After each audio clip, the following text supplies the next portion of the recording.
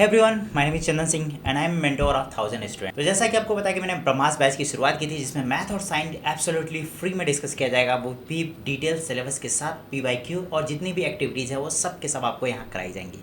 तो चलो शुरू करते हैं आज का वीडियो। और जैसा कि आपको पता है कि सिलेबस आपका खत्म हो चुका है, chapter number 1 chemical reaction and equation का, और आज है बारी एक्टिविटी की क्लास की। तो कुल 12 एक्टिविटियाँ हैं, 10 या 12 हैं, मुझे अभी टोटल याद नहीं है। और इस क्लास में मैं कोशिश करूँगा कि 6 से 7 एक्टिविटीज़ में कवर कराऊँ, क्योंकि वीडियो काफ़ी लंबा हो जाएगा, तो उसको अगले वीडियो में कवर किया जाएगा। तो चलो शुरू करते हैं आज का वीडियो। Activity number 1। सबसे पहले एक्टिविटी को समझ लेते हैं, और ये डायरेक्ट एग्जाम में पूछा जाता है आपसे, वर्ड प्रॉब्लम के तौर पे इससे पूछा जा सकता है या फिर स्टेटमेंट के तौर पे भी आपको पूछा जा सकता है। सबसे पहले एक्टिविटी 1 है, ये कहता है to study the chemical reaction between lead nitrate and potassium iodide. यानी कि अगर एक्टिविटी आपको करनी है कि ये केमिकल रिएक्शन करा दो किसके किसके बीच में, लेड नाइट्रेट और पोटेशियम आयोडाइड का, तो कैसे कराओगे। ठीक है, ये एक्टिविटी है। तो उसके लिए हमको करना ये है कि हमको 2 ऐसे टेस्ट ट्यूब लेने हैं, जिसमें एक में पोटेशियम आयोडाइड और एक में लेड नाइट्रेट रखना है। ठीक है, अब उसके बाद से हम अपनी एक्टिविटी शुरू करते हैं। क्वालिटी क्या है कि ये जो पोटेशियम आयोडाइड और लेड नाइट्रेट है, ये दोनों को अगर अलग अलग टेस्ट ट्यूब में रखते हैं तो इनके जो सॉल्यूशंस होते हैं ना, वो क्लियर और कलरलेस होते हैं, मतलब बिल्कुल कलरलेस होते हैं, इसमें कलर कोई नहीं होता है। अब करना ये है आपको कि पोटेशियम आयोडाइड को लेड नाइट्रेट में धीरे धीरे पोर करना है, जैसे कि यहाँ फिगर में दिख रहा है। ठीक है, अब जैसे ही जब आप इसमें मिलाना शुरू करोगे ना, ये जो सोल्यूशन है वो धीरे धीरे प्रेसिपिटेट फॉर्म करना शुरू करेगा येलो कलर का, और वो जो प्रेसिपिटेट होगा वो होगा लेड आयोडाइड। ठीक है, वो किसका होगा, लेड आयोडाइड का होगा। ठीक है, तो फाइनली जो हमारा एक्टिविटी नंबर 1 है, उसमें हमने किया क्या है कि लेड नाइट्रेट को पोटेशियम आयोडाइड के साथ कंबाइन किया है, और सोल्यूशन के तौर पे क्या बना है, लेड आयोडाइड बना है, जो कि येलो प्रेसिपिटेट के फॉर्म में है। ठीक है, तो ये थी एक्टिविटी नंबर 1। बिल्कुल इजी है, इसको 1 से 2 बार दोहरा लो, ये आपके दिमाग में बिल्कुल बैठ जाएगा। अब चूंकि मेरे पास चूंकि मैं इतना कॉस्ट अफोर्ड नहीं कर सकता, नहीं तो ये पूरे एक्सपेरिमेंट को मैं खुद करके दिखा देता, वो और अच्छे तरीके से याद होगा। तो वीडियो को ज़्यादा लोगों तक शेयर करो, ताकि मुझे भी कुछ फ़ायदा हो, ताकि मैं आपके लिए कुछ अच्छा कर सकूँ। चलो देखते हैं अगली एक्टिविटी। एक्टिविटी नंबर 2, इसमें कह रहा है कि to show burning of magnesium ribbon in air is a chemical reaction. देखो, ये मैं अपनी स्कूलिंग टाइम में इसका एक्सपेरिमेंट खुद किया हूँ। इसमें करना ये है कि आपको 2 सेंटीमीटर लंबा एक मैग्नीशियम स्ट्रिप ले लेना है। ठीक है, फिर उसको अच्छे तरीके से साफ़ कर लेना है। साफ़ किससे करोगे, तो जो सैंड पेपर होता है ना, उससे आप उसको धीरे धीरे साफ़ कर सकते हो, ताकि वो अच्छे तरीके से बर्न हो सके। ठीक है, अब उसको टंग के सहायता से ऐसे होल्ड कर लो और उसको फ्लेम के पास ले जाओ। अब जैसे ही फ्लेम के पास ले जाओगे ना, तो ये धीरे धीरे जलना शुरू करेगा, और वाइट पाउडर जो है वो सैंड डिस्क में स्टोर होना या फिर वॉच ग्लास में स्टोर होना शुरू हो जाएगा। ठीक है, और ये जो वाइट ऐश होता है, इसी को कहते हैं मैग्नीशियम ऑक्साइड। तो बेसिकली हुआ क्या है, हमने मैग्नीशियम को ऑक्सीजन के प्रेजेंस में बर्न किया है, कन्वर्ट किस में हो गया है, मैग्नीशियम ऑक्साइड में कन्वर्ट हो गया है। अब यहाँ ध्यान देने वाली चीज़ है, हमने लिया है मैग्नीशियम, कंबाइन किया है किसके साथ, ऑक्सीजन के साथ, बनाया क्या, मैग्नीशियम ऑक्साइड। तो इस एक्सपेरिमेंट से या एक्टिविटी से हमें बहुत सारी चीज़ें ऑब्जर्व करने को मिलेंगी। पहला ये कि हमने 2 अलग अलग चीज़ें लिया और एक सिंगल प्रोडक्ट को फॉर्म किया, तो ये जो रिएक्शन है ये कॉम्बिनेशन रिएक्शन को शो करता है। तो ये भी आपसे डायरेक्ट पूछ सकता है कि how to show the magnesium with oxygen is a combination reaction. तो आपको ये एक्टिविटी करके बता देनी है। ठीक है, यहाँ पे आपका रिजल्ट पूरा लिखा हुआ है कि जो मैग्नीशियम रिबन है ये वाइट फ्लेम के साथ बर्न हुआ। ठीक है, वाइट पाउडर में कन्वर्ट हुआ, जिसको क्या कहते हैं, मैग्नीशियम ऑक्साइड कहते हैं। अब इसके आगे की टेस्टिंग शुरू होती है। अगर एक्टिविटी करते हो तो पूरी एक्टिविटी करनी होती है। करना ये है कि ये जो वाइट ऐश है ना, इसको आपको एक मॉइस्चर रेड लिटमस पेपर में इसको पोर कर देना, या सिंपली उसको डिप करना शुरू करो। अब जैसे ही मैग्नीशियम ये ऑक्साइड था, इसको आप ये जो भीगा हुआ जो रेड लिटमस पेपर है ना, जब इसमें आप पोर करोगे तो ये मैग्नीशियम हाइड्रोक्साइड में कन्वर्ट हो जाएगा। ठीक है, किस में कन्वर्ट हो जाएगा, मैग्नीशियम हाइड्रोक्साइड में। ऐसा क्यों हुआ, क्योंकि आपको पता है कि वाटर रिएक्ट कर लेता है किसके साथ, मैग्नीशियम ऑक्साइड के साथ, और क्या फॉर्मेशन करता है, मैग्नीशियम हाइड्रोक्साइड। ठीक है, तो ये एक तरीके से आगे का फर्दर एक्सप्लेनेशन था। प्लस जैसे ही हम रेड लिटमस में उसको पोर करेंगे ना, वो रेड लिटमस जो है वो ब्लू में कन्वर्ट हो जाएगा। क्यों, क्योंकि मैग्नीशियम हाइड्रोक्साइड जो है वो किस नेचर का होता है, तो ये बेस नेचर का होता है। ठीक है, तो यहाँ से भी एक्टिविटी हम शो करते हैं कि जो मैग्नीशियम ऑक्साइड है वो बेस नेचर का है। ठीक है, ये कैसे शो करोगे? तो बस यही एक्टिविटी आपको कर लेना है और आपको पूरा एक्सप्लेनेशन समझ में आ जाएगा। अगर थोड़ी सी भी समझने में प्रॉब्लम हो रही है ना, तो वीडियो को रिवाइंड करके देख लो और अच्छे तरीके से समझ में आ जाएगा। चलो देखते हैं एक्टिविटी नंबर 3। एक्टिविटी नंबर 3 कह रहा है कि to study the reaction between sodium carbonate and dilute sulphuric acid. यहाँ आपको स्टडी करना है पहला सोडियम कार्बोनेट और डाइल्यूट सल्फ्यूरिक एसिड को। मैंने 2 ऑपरेटर्स लिया है, आप कोई भी एक चूज़ कर सकते हो, वहाँ से अपना एक्सपेरिमेंट कर सकते हो। ठीक है, तो सबसे पहले हमको चाहिए सोडियम कार्बोनेट। सबसे पहले जब भी कोई कंपाउंड का नाम आता है ना, तो आपको उसके केमिकल कंपोजिशन को याद करना पड़ेगा। देखो सोडियम कार्बोनेट को कहते हैं Na2CO3, ये आपको याद रखना चाहिए। और उसको किसके साथ रिएक्शन कराना है? Dilute sulphuric acid. ठीक है, डाइल्यूट क्या होता है? जो हल्का फुल्का लिक्विड फॉर्मेट में होता है। कंसनट्रेटेड क्या होता है? जिसमें सल्फ्यूरिक एसिड की मात्रा ज़्यादा होती है, मतलब मोर स्ट्रॉन्ग एसिड। ठीक है, अब हम क्या करते हैं, इसको एक फनल के थ्रू धीरे धीरे इसको HCl को डिप करना शुरू करते हैं। और जैसे ही Na2CO3 में ये डिप करना शुरू करेगा ना, उससे CO2 गैस रिलीज़ होना शुरू हो जाएगा। और ये जो CO2 गैस होती है, आपको जब इसको स्टडी करोगे ना, तो बुदबुदाहट सी आवाज़ आती है, मतलब जैसे लगेगा ना वो बॉयल हो रहा है हल्का फुल्का, मतलब बबल्स उसमें निकलना शुरू हो जाएगा। वही बताता है कि ये CO2 गैस यहाँ से क्या हो रही है? रिलीज़ हो रही है। तो ये था एक्टिविटी नंबर 3। तो इसके ऑब्जर्वेशन को रिजल्ट के तौर पे हम लोग देख लेते हैं। कह रहा है ऑब्जर्व एफर्सनेस, जिसको बुदबुदाहट कहते हैं, occurs due to the evolution of carbon dioxide. Same reaction जो हमने HCl के साथ किया है, ये हम H2SO4 के साथ भी कर सकते हैं, सल्फ्यूरिक एसिड के साथ भी कर सकते हैं। ठीक है, बट आप ये भी ऑपरेटर्स यूज़ कर सकते हो, ये भी ऑपरेटर्स यूज़ कर सकते हो। दोनों एक्सपेरिमेंट जो है वो सेम ही दिखा रहा है। ठीक, तो हमको कौन सा गैस रिलीज होगा? CO2 गैस रिलीज़ होगा। तो आपको याद रखना है, अगर सोडियम कार्बोनेट को HCl के साथ कंबाइन करते हैं तो CO2 गैस रिलीज होती है, और उसके साथ हल्के फुल्के बुदबुदाहट सी जो होगी वो सोल्यूशन में होना शुरू हो जाएगा ड्यू टू कार्बन डाइऑक्साइड। ठीक है, तो ये एक्टिविटी नंबर 3 था। अब चलते हैं एक्टिविटी नंबर 4 की तरफ। एक्टिविटी नंबर 4 कह रहा है कि to study a chemical reaction between zinc and an acid. अब इस रिएक्शन को बहुत ध्यान से समझना है, क्योंकि ये एसिड की प्रॉपर्टी है। आपको पता है जिंक क्या है? एक तरीके का मेटल है। ठीक है, और एसिड तो एसिड है ही।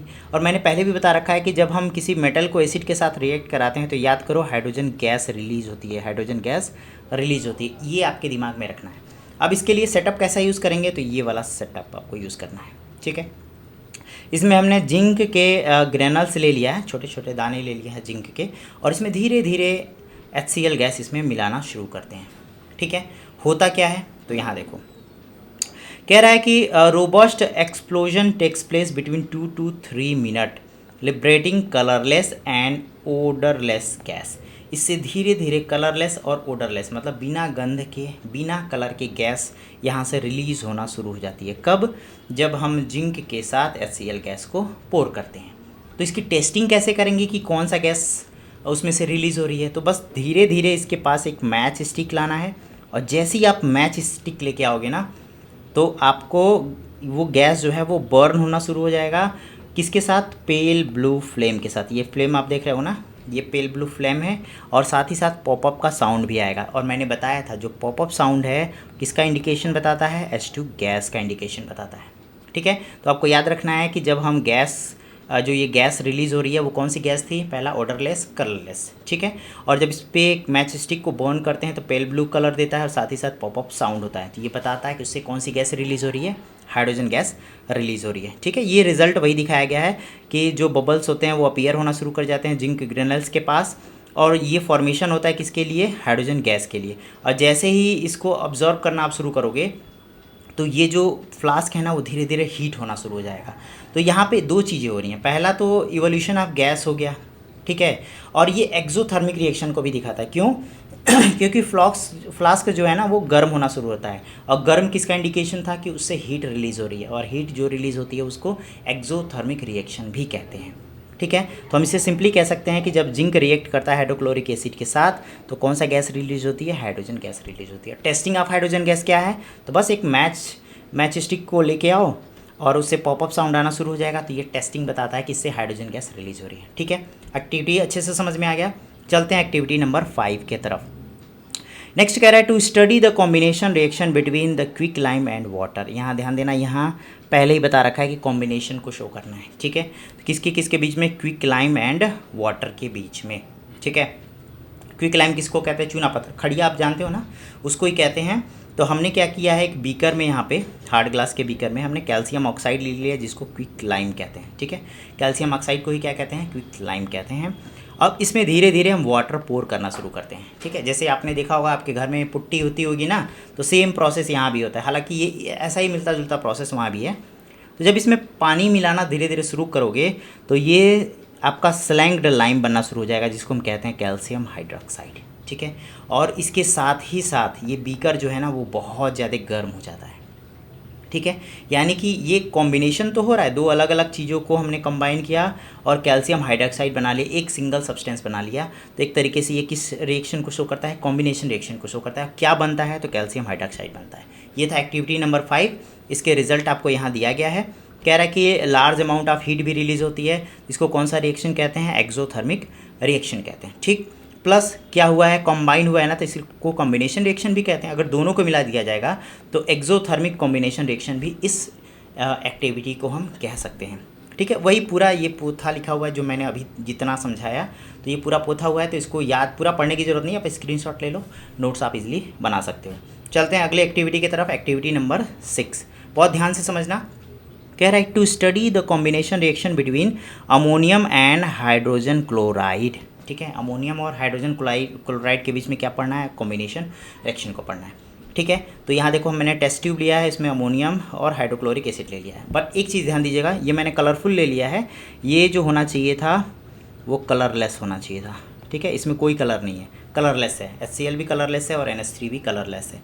अब दोनों के फ्लास्क को एक पास ऐसे ले आओ कि इसमें से जो भी स्मॉग या फिर फ्लेम जो निकलेगा ना वो पास मिलाओ। जैसे ही ये दोनों एक दूसरे से कंबाइन होंगे ना, उससे वाइट फोम्स निकलना शुरू हो जाएगा, और ये वाइट फोम्स कुछ और नहीं है, NH4Cl है, यानी कि अमोनियम क्लोराइड है। तो हमने क्या किया, अमोनिया और हाइड्रोक्लोरिक एसिड को एक पास ले गए, तो क्या बनना शुरू हो गया, अमोनियम क्लोराइड बनना शुरू हो गया। किस कलर का है, तो ये वाइट कलर का है। ठीक है, तो हमने देखा दो अलग अलग सब्सटेंस को कंबाइन किया, एक सिंगल सब्सटेंस बन गया, इसलिए इस रिएक्शन को कौन सा रिएक्शन कहते हैं, इसको कहते हैं कॉम्बिनेशन रिएक्शन। ठीक है, तो आपने क्या क्या ऑब्जर्व किया, तो ऑब्जर्व किया कि वाइट फिल्म्स, ये फिल्म्स नहीं है, ठीक है, ये फोम्स है, वाइट फोम्स निकलना शुरू हो जा रहा है। ये ऑब्जर्वेशन से हमको मिला। ये किसके कारण हुआ है, due to the formation of ammonium chloride. ठीक है, अब ये दोनों रिएक्ट होकर बनाए, इसलिए इस रिएक्शन को कौन सा रिएक्शन कह सकते हैं, कॉम्बिनेशन रिएक्शन। आप चाहो तो केमिकल इक्वेशन भी दे सकते हो, हमने ले लिया NH3 और HCl कंबाइन होकर क्या बन गया, NH4Cl। क्लियर है, ये एक्टिविटी पूरी अच्छे तरीके से समझ में आ गई। चलते हैं अगले एक्टिविटी की तरफ, और ये इस वीडियो का आखिरी एक्टिविटी है, एक्टिविटी नंबर 7। कह रहा है कि to show heating of lead nitrate is a decomposition reaction. ठीक है, अभी तक हमने कॉम्बिनेशन को पढ़ा था, अब डीकम्पोजिशन को पढ़ रहे हैं। तो किसको हम हीट कर रहे हैं, लेड नाइट्रेट को। ठीक है, तो हमने क्या किया, 2 ग्राम लेड नाइट्रेट को हमने ऐसे एक जो ड्राई बॉइलिंग ट्यूब है उसके अंदर हमने ले लिया, इसको धीरे धीरे बर्नर के ऊपर से हीट करना शुरू कर दिया। अब जैसे ही ये हीट करना शुरू करोगे ना, तो क्या ऑब्ज़र्व करोगे तुम, तो इसमें ऑब्ज़र्व करोगे कि पंजेंट स्मेल इससे आना शुरू हो रही है, बहुत तीखी स्मेल आएगी आपके नाकों पे। किसके कारण, अच्छा ये इसका कलर क्या होता है, तो ये ब्राउन कलर का होता है। ठीक है, ब्राउन कलर का इसमें से फ्यूम्स निकलना शुरू होता है, जिसकी स्मेल कैसी होती है, पंजेंट स्मेल होती है। ठीक है, अब बात आती है कि ये किस गैस के कारण होती है, तो ध्यान दीजिएगा, ये NO2 गैस के कारण होती है। ठीक है, यानी कि नाइट्रोजन डाइऑक्साइड गैस के कारण होती है। तो नाइट्रोजन डाइऑक्साइड गैस हुआ, और हमने क्या किया है, सिंपल एक लेड नाइट्रेट लिया है, उसको हमने हीट करना शुरू किया, 3 अलग अलग सब्सटेंस में टूट गया। तो बेसिकली यहाँ क्या हो रहा है, डीकम्पोजिशन हो रहा है। ठीक है, और ऑब्जर्व आपने क्या किया, ऑब्जर्व किया कि ब्राउन फ्यूम्स निकलना शुरू हुआ, जिसका स्मेल कैसा था, पंजेंट स्मेल था। ये पंजेंट स्मेल किसके कारण आया है, ड्यू टू NO2 गैस के कारण आया है। ठीक है, यही आपका ऑब्जर्वेशन है। तो इसी तरीके से आपको कोई भी एक्टिविटी है उसमें लिखनी है। एक्टिविटी में पहले एक्टिविटी को कैसे करना है, फिर एक्टिविटी में आपने क्या ऑब्जर्व किया, उसके रिजल्ट को जैसे यहाँ नीचे दिखाया गया उसको लिख देना है। आप चाहो तो ये रिएक्शन भी लिख सकते हो। ये रिएक्शन हालांकि मैंने थ्योरी में भी बताया था, बट यहाँ भी बता रहे हैं, सिंगल सब्सटेंस क्या हुआ, ब्रेकडाउन हो गया, इसलिए ऐसे रिएक्शन को कौन सा रिएक्शन कहते हैं, डीकम्पोजिशन रिएक्शन कहते हैं।